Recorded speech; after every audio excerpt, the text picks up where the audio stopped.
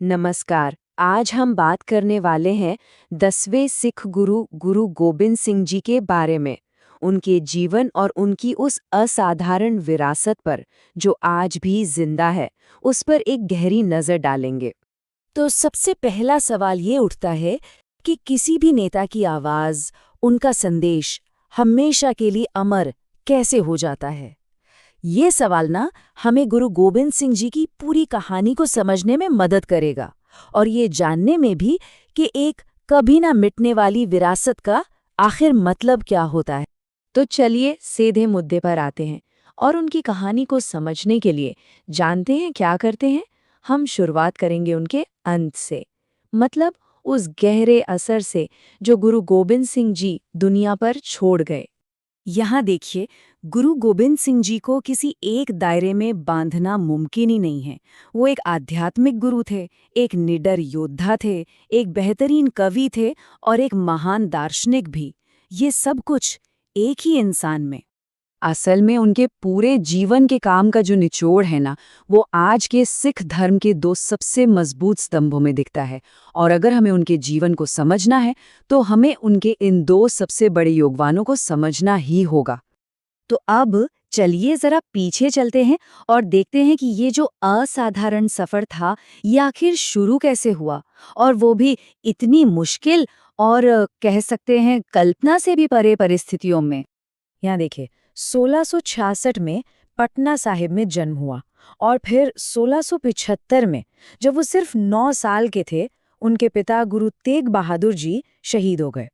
और उसी साल महज 9 साल की उम्र में उन पर 10वें सिख गुरु की जिम्मेदारी आ गई। सोचिए कितनी बड़ी जिम्मेदारी थी ये।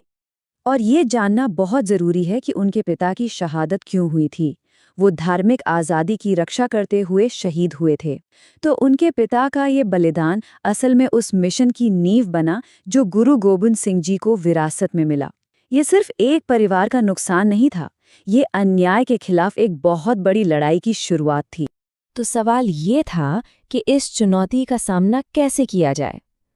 तो इस युवा गुरु ने अन्याय के खिलाफ उठ खड़े होने के लिए एक बिल्कुल नए समुदाय की नींव रखी।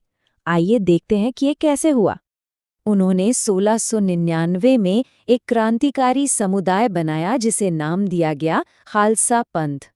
खालसा का मतलब था संत सिपाही, माने एक ऐसा समाज जो अंदर से आध्यात्मिक तौर पर मजबूत हो और बाहर से अन्याय से लड़ने के लिए हमेशा तैयार भी रहे।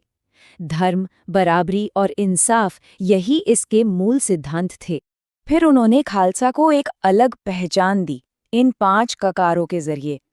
अब ये सिर्फ बाहरी निशानियां नहीं थी, इनके गहरे मतलब थे। केश यानी बिना कटे बाल, अध्यात्मता का प्रतीक। कंघा, साफ सफाई का। कड़ा, आत्मनियंत्रण का। कछेरा, संयम का। और कृपाण, कमजोरों की रक्षा करने की जिम्मेदारी का। लेकिन दबे कुचले लोगों की रक्षा करने का ये जो मिशन था, इसकी उन्हें एक बहुत बड़ी, एक अकल्पनीय व्यक्तिगत कीमत चुकानी पड़ी। एक योद्धा के तौर पर उन्होंने मुगल तानाशाही और उस वक्त के पहाड़ी राजाओं के खिलाफ अनगिनत लड़ाइयां लड़ीं, और हर बार उन्होंने सामने से नेतृत्व किया, धर्म और कमजोरों की हिफाजत के लिए। और उनके अपने बलिदान की गहराई इस एक नंबर में छिपी है, 4। उनके चारों के चारों बेटों ने धर्म की रक्षा के इसी रास्ते पर अपनी शहादत दे दी। इतना बड़ा, इतना गहरा व्यक्तिगत नुकसान, इसके बावजूद वो अपने मिशन पर डटे रहे। ये उनकी हिम्मत और अपने मकसद के लिए उनकी अटूट लगन को दिखाता है। इतने बड़े दुख के बाद भी उन्होंने अपना रास्ता नहीं बदला। तो चलिए अब हम उनके जीवन के आखिरी पड़ाव पर चलते हैं, और यहीं पर हमें उस सवाल का जवाब मिलेगा जिससे हमने ये पूरी बातचीत शुरू की थी कि उनकी आवाज़ हमेशा के लिए अमर कैसे हुई। उनके आखिरी दिन नांदेड़ में गुजरे। अक्टूबर 1708 में उन पर धोखे से हमला किया गया। इलाज हुआ और कुछ वक्त के लिए वो ठीक भी हो गए, लेकिन कुछ ही दिनों बाद वो घाव फिर से खुल गया और 7 अक्टूबर 1708 को उन्हीं घावों की वजह से वो ज्योति ज्योत समा गए। लेकिन दुनिया से जाने से ठीक पहले उन्होंने एक आखिरी हुक्म दिया, एक ऐसा फैसला लिया जिसने सिख धर्म की दिशा ही हमेशा हमेशा के लिए बदल दी। और वो फैसला ये था, उन्होंने ऐलान किया कि अब से सिखों के गुरु पवित्र ग्रंथ गुरु ग्रंथ साहिब होंगे, हमेशा के लिए। उन्होंने इंसानी गुरुओं की परंपरा को खत्म किया और शब्द को यानी ग्रंथ को ही जीवित गुरु का दर्जा दे दिया, और इसी तरह उनका ज्ञान, उनका संदेश हमेशा के लिए अमर हो गया। तो उनका पूरा जीवन साहस, बलिदान और अटूट विश्वास का एक ऐसा संदेश है जो आज भी लाखों करोड़ों लोगों को प्रेरणा देता है। उनकी विरासत सिर्फ इतिहास की किताबों में नहीं है, बल्कि वो एक जिंदा ताकत है।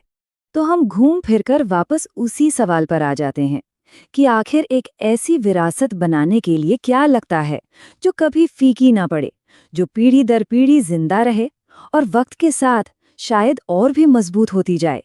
ये एक ऐसा सवाल है जिस पर सोचना बनता है।